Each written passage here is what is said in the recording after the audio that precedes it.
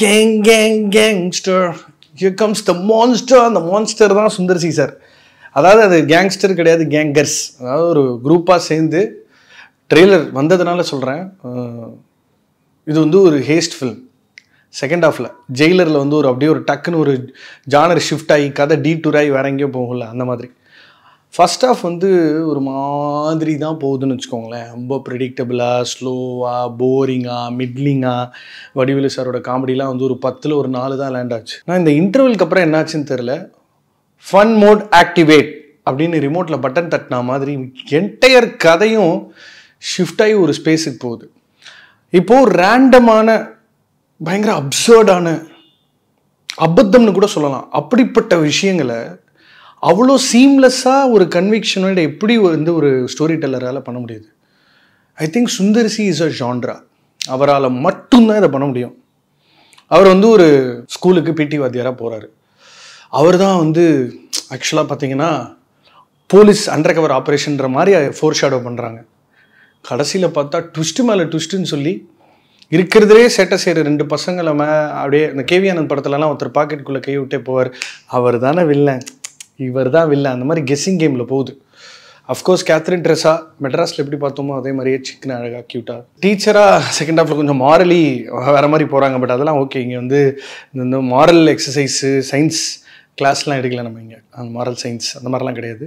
It is more to do with அந்த randomness தான். First ஹாஃபில் வந்து கதையை வந்து டைட்டில் கிரெடிட்ஸ்லேயே பயங்கர எக்ஸ்டென்சிவாக கன்வின்சிங்காக புல் ஆஃப் பண்ணிட்டு அதுக்கப்புறம் it goes to that extensive school episode. இப்போ இந்த படத்தில் இருக்கிற ஸ்பெஷாலிட்டி என்னென்னா, சுந்தர் சி வந்து இந்த ஹேஸ்ட் படத்துக்காக ஒரு டீட்டெயிலிங் பண்ணுறாரு.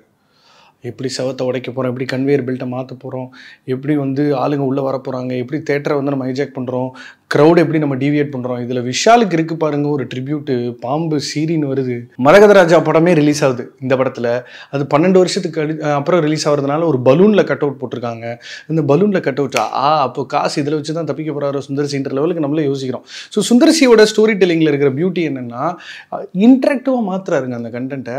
அது மட்டும் இல்லாமல் இப்படிப்பட்ட கண்டென்ட்டுக்கு ஒரு சாலிடான ஒரு 3 வில்லனை வச்சு அந்த 3 வில்லனுக்கு ஒரு பேக் ஸ்டோரி கிரியேட் பண்ணி அதில் வந்து ஃப்ளாஷ்பேக்கில் வாணி போஜன் ஒரு கேரக்டராக கொண்டு வந்து அது இந்த கதையோட கோரில் கனெக்ட் பண்ணின்னு ஹெவி பிளாட் ட்ரிவன் ஃபில்மாக இருக்கிற ஒரு கதையை அவ்வளோ போட்டு ஒரு ஜூஸ் பண்ணுற மாதிரி கச்சக் முச்சக் பண்ணிவிட்டு அதில் காமெடி அப்படின்ற ஒரு குருமாவை ஊற்றிடுறாரு. ஸோ வடிவேல் அவர்கள் வந்து ஒரு பிடி வாத்தியாராக வராரு. அவருக்கும் சுந்தர் சிக்கும் தான் போட்டி யாரை பர்மனெண்ட் ஆக்க போகிறாங்கன்னு. அங்கெல்லாம் வந்து மோர் ஆஃப் இந்த விஷுவல் ஹியூமரு, இந்த அதாவது அது ஒரு பக்கம் இருக்குது. ஸ்லாப்ஸ்டிக் வந்து கொஞ்சம் போரிங்காக தான் போச்சு. பட் செகண்ட் ஹாஃபில் அதே slapstick takes a whole new turn. Basically ஒரு கேங்கர்ஸ் சேர்ந்து மிகப்பெரிய கிட்டத்தட்ட 100 கோடி ரூபா காசு எப்படி ஆட்டைய போடுறாங்கன்றது தான் மேட்ரு. கடைசியில் வந்து மணி ஹேஸ்ட் ரேஞ்சுக்கு அதை எடுத்துகிட்டு போய் ஃபர்ஸ்ட் ஹாஃபில் வடிவேல் அவர்கள் ஒரு சிங்கிள் டேக்கில் ஒரு டைலாக் பேசுகிறார். அதாவது எதுவுமே நான் அடித்ததில்லை அப்படின்னு சொல்லி வரிசையாக ஒரு டைலாக் சொல்லிட்டு கடைசியில் காதில் வேற சொல்கிறாரு. அது என்னென்னு வேற நமக்கு டபுள் மீனிங்கில் இருக்கிறதுனால நம்மளே புரிஞ்சு வேற கைத்தட்டி சிரிச்சுக்கிறோம். இன்ஃபேக்ட் ஃபர்ஸ்ட் ஹாஃப் வந்து இது காமெடியாடா, எனக்கு சிரிப்பே வரல. அப்படி இருக்கிற நம்மளே என்னடா நீ சிரிக்க வைக்கிறீங்களாடா, ஐயோ முடியலடா, அந்த லெவலுக்கு சுந்தர் சி உங்களை இழுத்துட்டு போயிடுறாரு. இதில் தேட்டருக்குள்ளே இருக்கிற போஸ்டர்ஸ்லாம் பார்த்தீங்கன்னா காஃபி வித் காதல், கலகலப்பு, அன்பே சிவம் அவர் படங்களே தான். One thing that is very interesting about Sundar C is அவர் ரொம்ப ரெலவெண்ட்டாக இருக்கார். அவர் இந்த செல்ஃப் டிப்ரிகேட்டிங் ஹியூமர் அவருக்கு வருது. அஃப்கோர்ஸ் படம் முழுக்க அவர் வந்து சண்டை காட்சிகளில் ஈடுபடும் பொழுது அவரால் மட்டும் எப்படிப்பா அப்படி அடிக்க முடியுதுன்ற ஒரு கேள்வி மனசுக்குள்ளே வருது. பட் அவர் ஒரு கான் மேன் அப்படின்றதுனால லேட்டராக நம்ம அதை அண்டர்ஸ்டாண்ட் பண்ணிக்கிறோம். ஒரு மங்காத்தா மாதிரி ஒரு லாஸ்ட் இப்படி ஒரு ஸ்டில்லாம் வச்சு அந்த ஸ்டில்லுக்குள்ளே கூட கதை சொல்கிறாப்புல. பெருசாக விஎஃப்எக்ஸில் செலவே பண்ணாமல் ஏஐயில் வச்சு ஜாலி பண்ணிட்டாங்க. பக்ஸ் ஒரு பக்கம் வராரு, இன்னொரு பக்கம் முனிஷ்காந்த் வராரு. இந்த கேரக்டர்ஸ்க்கெலாம் காளையன், ஜிகர்தண்டாலாம் நடித்தவர், இவங்க எல்லாரும் வராங்க. அவங்களுக்கு ஒரு எமோஷ்னல் வெயிட்டேஜ் கொடுத்து எல்லா கேரக்டர்ஸ்க்கு ஒரு க்ளோஜர் கொடுத்து குடிகார தாத்தாவாக வர சந்தான பாரதிக்கும் வடிவேலுக்கும் இருக்கிற சினாரியோஸ்.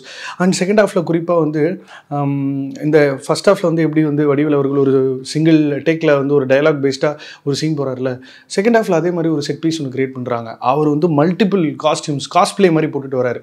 அது மட்டும் இல்லாமல் மிஷின் இம்பாசிபிள் மாதிரியே மிஷின் 1, 2, 3, 4 இதுக்கு செட்டாக போட்டு. So it is a brain rot film, but it manages to hook you towards the end. So the last bit, the theater bit, எப்படி வந்து இந்த சிங்கப்பூர் சலூனில் சத்யராஜ் வந்து படத்தை ஹைஜாக் பண்ணுவார், அந்த மாதிரி இந்த செகண்ட் ஹாஃப் லெவலுக்கு இல்லை last 40 minutes it's a laugh ரயட்டுன்றதுனால. இன்ஃபேக்ட் ஒரு இடத்துல வடிவில் ஓரமாக உட்காந்துக்கிட்டு நீ 100 கோடி அப்புறமா ஆட்டையை போட்டு எனக்கு 12 ரூபாய்க்கு ஒரு ஜூஸ் வாங்கி கொடு அப்படின்னு கேட்குற இடம்லாம் பயங்கரமாக வெடிக்குது. பக்ஸு பொம்பளை விஷயம் போட்டு வராரா, சீக்கிரம் வந்து காப்பாற்றுங்கடா இந்த ஆளுக்கு தாடி முளைச்சிக்கிட்டு இருக்கு. ஸோ அந்த மாதிரி சினாரியோஸ் அதுதான் சொல்கிறது. ஒரு காமெடி ஆஃப் எரர். மேட்னு ஒரு படம் இருக்கு, முடிஞ்சா பாருங்கள். அந்த மாதிரி என்ன வேணால் அந்த கதையில் நடக்கலாம். அப்படிப்பட்ட ஒரு லிபர்ட்டியை சுந்தர்சி கிரியேட் பண்ணிட்டு இந்த கதையை புல் ஆஃப் பண்ணுறாரு. So very average first half and supremely entertaining second half with end credits வரைக்கும். இதில் ஒரு சூப்பர் ஹீரோவோட ஒரு கெஸ்ட் அப்பியரன்ஸ் வேறு இருக்குது.